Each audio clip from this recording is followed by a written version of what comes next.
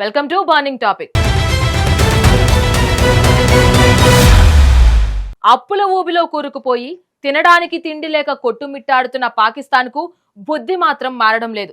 అంతర్గత సమస్యలతో దేశం తగలబడిపోతుంటే ఆ దేశ ప్రధాని షహబాజ్ షరీఫ్ మాత్రం చైనా పర్యటనకు వెళ్లి మళ్లీ పాతరాగాన్నే అందుకున్నారు. చైనా అండ చూసుకొని భారత్ పై మళ్లీ కశ్మీర్ అంశాన్ని తెరపైకి తెచ్చారు. కశ్మీర్ అంశాన్ని చరిత్రలో మిగిలిన సమస్య అంటూ ఐక్యరాజ్య సమితి తీర్మానాల ప్రకారం పరిష్కరించాలంటూ చైనా పాక్లు కలిసి ఉమ్మడి ప్రకటన విడుదల చేయడం ఇప్పుడు తీవ్ర దుమారం రేపుతోంది.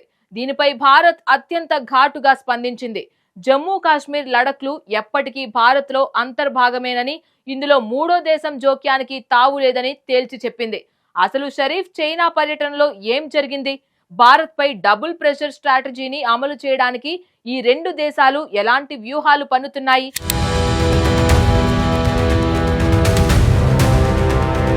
ఇల్లు కాలి ఒకడు ఏడుస్తూ ఉంటే ఒళ్ళు కాలి ఇంకొకడు ఏడ్చాడట. ప్రస్తుతం పాకిస్తాన్ చైనాల పరిస్థితి ఇలాగే ఉంది. పాక్ ప్రధాని షహబాజ్ షరీఫ్ 4 రోజుల పాటు చైనాలో జరిపిన పర్యటన అంతర్జాతీయంగా తీవ్ర చర్చనీయాంశమైంది. అధికారికంగా ఈ పర్యటన ఆర్థిక పెట్టుబడులు, రక్షణ సహకారం చుట్టూ తిరిగినప్పటికీ తెర వెనుక అసలు ఎజెండా మాత్రం భారత్ను టార్గెట్ చేయడమేనని స్పష్టమవుతోంది. చైనా అధ్యక్షుడు షీ జిన్పింగ్ తో పాటు ఆ దేశ ఉన్నతాధికారులతో షరీఫ్ విస్తృత స్థాయి చర్చలు జరిపారు. ఈ చర్చల అనంతరం విడుదల చేసిన ఉమ్మడి ప్రకటనలో కాశ్మీర్ ప్రస్తావన తీసుకురావడం యాదృచ్ఛికం కాదు. కాశ్మీర్ అంశాన్ని అంతర్జాతీయ వేదికలపై సజీవంగా ఉంచాలన్నది పాక్ దీర్ఘకాలిక వ్యూహం. అయితే ప్రతిసారి ప్రపంచ దేశాల ముందు ఏకాకిగా మారుతున్న పాకిస్తాన్కు ఇప్పుడు చైనా రూపంలో ఒక పెద్ద రక్షణ కవచం దొరికినట్లయింది.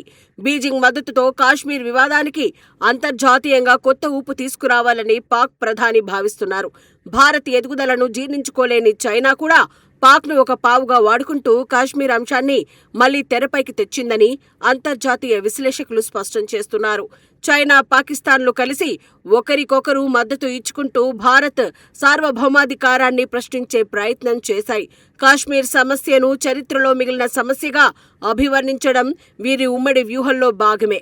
ఐక్యరాజ్య సమితి తీర్మానాలు, ద్వైపాక్షిక ఒప్పందాల ప్రకారం ఈ సమస్య పరిష్కారం కావాలని చైనా, పాక్ సంయుక్తంగా పేర్కొనడం వెనుక పెద్ద మతలబు ఉంది.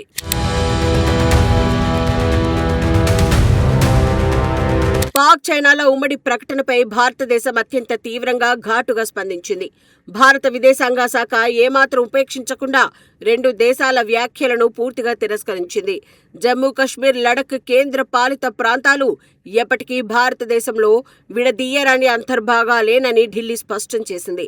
ఆ ప్రాంతాల్లో భారతదేశానికి పూర్తి సార్వభౌమాధికారం ఉందని, అక్కడ ఏం జరుగుతుందనేది తమ అంతర్గత విషయమని తేల్చి చెప్పింది. భారత్ భూభాగాలపై వ్యాఖ్యానించడానికి, జోక్యం చేసుకోవడానికి చైనాకు కానీ, పాకిస్తాన్కు కానీ ఎలాంటి హక్కు, అర్హత లేవని భారత్ గట్టిగా హెచ్చరించింది.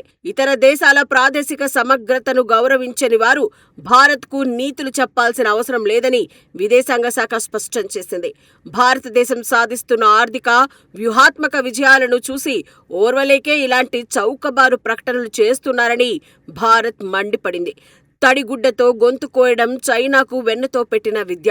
బీజింగ్ ప్రతిష్టాత్మకంగా చేపట్టిన బెల్ట్ అండ్ రోడ్ ఇనిషియేటివ్లో అత్యంత కీలకమైన భాగం చైనా పాకిస్తాన్ ఆర్థిక కారిడార్. ఈ ప్రాజెక్టు భద్రత చైనాకు అత్యంత ప్రాధాన్యత కలిగిన అంశం.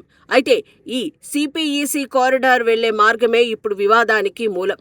ఇది భారత్ భూభాగాలైన గిల్గిట్, బాల్టిస్తాన్, పాక్ ఆక్రమిత కాశ్మీర్ గుండా వెళ్తుంది.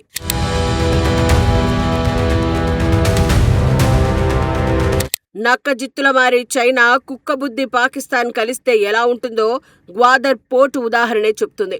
ఈ పట్టణంలో గ్వాదర్ పోర్టును ప్రాంతీయ ట్రేడ్ హబ్గా మార్చడంపై షరీఫ్, షీ జిన్పింగ్లు సుదీర్ఘంగా చర్చించారు. పాకిస్తాన్కు ఇది కేవలం ఒక వ్యాపార నౌకాశ్రయం కావచ్చు, కానీ చైనాకు మాత్రం ఇది అరేబియా సముద్రంలో భారత్ను కట్టడి చేసే ఒక వ్యూహాత్మకమైన కేంద్రం. గ్వాదర్ పోర్టు ద్వారా చైనా నేరుగా హిందూ మహాసముద్రం, అరేబియా సముద్రాల్లోకి ప్రవేశించే అవకాశాన్ని పొందుతుంది. భవిష్యత్తులో భారత్తో ఏదైనా ఉద్రిక్తత ఏర్పడితే గ్వాదర్ పోర్టును చైనా తన నౌకాదళ స్థావరంగా మార్చుకునే ప్రమాదం ఉందని రక్షణ నిపుణులు హెచ్చరిస్తున్నారు. పాక్కు మౌలిక సదుపాయాల కల్పన పేరిట గ్వాదర్ పోర్టును పూర్తిగా తన గుప్పిట్లోకి తీసుకోవడమే చైనా అసలు ప్లాన్. ఈ పర్యటన ద్వారా ఆ ప్లాన్ను మరింత వేగవంతం చేసేందుకు ఇరు దేశాలు అంగీకారానికి వచ్చాయి. నోరు మంచిదైతే ఊరు మంచిదవుతుంది అంటారు. కానీ పాకిస్తాన్ నోరు ఎప్పుడు విషాన్నే చిమ్ముతోంది. ఈ ఉమ్మడి ప్రకటన వెనుక చైనా పాక్లు అమలు చేస్తున్న కనిపించని ఒత్తిడి వ్యూహం దాగి ఉంది. సైనికంగా నేరుగా భారత్ను ఎదుర్కొనలేకే దౌత్యపరమైన ఒత్తిడిని పెంచడం ద్వారా భారత్ను ఇరుకున పెట్టాలని ఇరు దేశాలు భావిస్తున్నాయి.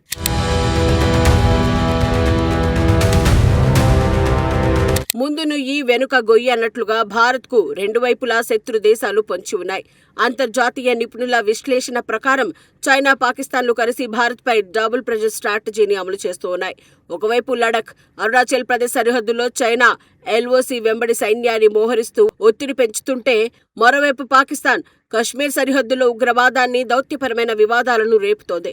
ఆర్థికంగా సిపిఇసి విస్తరణ ద్వారా భారత సరిహద్దుల చుట్టూ చైనా తన పట్టును బిగిస్తోంది. మరోవైపు ఐక్యరాజ్యసమితి వంటి వేదికలపై కాశ్మీర్ అంశాన్ని లేవనెత్తుతూ దౌత్యపరంగా భారత్ను డిఫెన్స్ లో పడేసేందుకు ప్రయత్నిస్తోంది.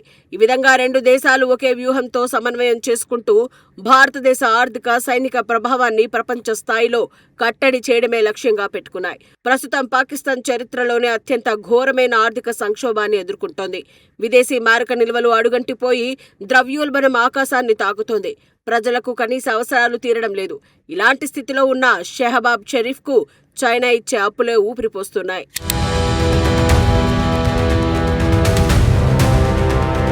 చిచ్చుపెట్టి తమాషా చూసే రకం చైనా. షరీఫ్ తాజా పర్యటన, చైనా పాక్ ఉమ్మడి ప్రకటనల వల్ల దక్షిణాసియా భౌగోళిక రాజకీయాలు మరింత సంక్లిష్ట దశలోకి ప్రవేశించాయి.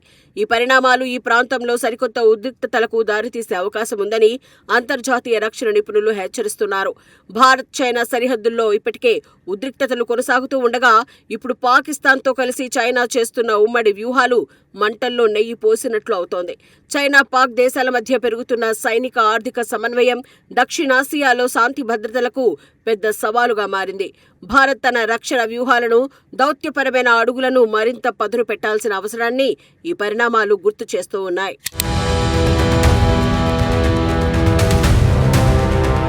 కుక్క కాటుకు చెప్పు దెబ్బ అన్న సామెతను భారత్ ఎప్పుడూ ఆచరణలో చూపిస్తూనే ఉంది. చైనా, పాక్ దేశాలు ఎన్ని కుట్రలు పన్నినా, డబుల్ ప్రెషర్ స్ట్రాటజీలు అమలు చేసినా వాటన్నిటిని తిప్పికొట్టే సత్తా ప్రస్తుతం భారతదేశానికి ఉంది. ఆర్థికంగా, సైనికంగా భారత్ ప్రపంచంలోనే అత్యంత శక్తివంతమైన దేశంగా ఎదుగుతోంది. శత్రువుల ఉమ్మడి వ్యూహాలను దౌత్యపరంగా ఎలా ముక్కలు చేయాలో భారత్కు బాగా తెలుసు. జమ్మూ కశ్మీర్, లడఖ్లలో భారత్ చేపడుతున్న అభివృద్ధి పనులే పాక్, చైనాల నోళ్లు ముయిస్తున్నాయి. సిపిఇసి ప్రాజెక్టును భారత్ అంతర్జాతీయ వేదికలపై నిలదీస్తూనే ఉంది. సరిహద్దుల్లో ఎలాంటి సవాలునైనా ఎదుర్కొనేందుకు భారత సైన్యం పూర్తి సన్నద్ధతతో ఉంది. చైనా అండ చూసుకుని పాక్ ఎంత ఎగిరిపడినా వాస్తవాల ముందు వారి ఆటలు సాగవని, భారత్ తన సార్వభౌమత్యాన్ని కాపాడుకోవడంలో ఎవరికీ తలవంచదని స్పష్టమవుతోంది.